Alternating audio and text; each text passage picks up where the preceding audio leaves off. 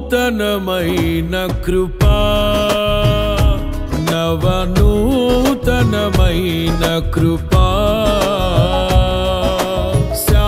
శాశ్వతమైన కృపా బహు ఉన్నతమైన కృపా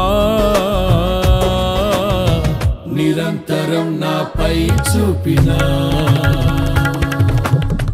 నిత్య తేజుడా యేసయ్యా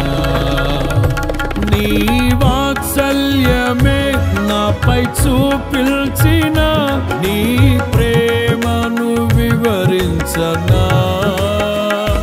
నన్ను నీ కోసమే ఇలా బ్రతికిల్చిన జీవాధిపతి నీవయ్యా ఇదే కదా నీలో పరవశం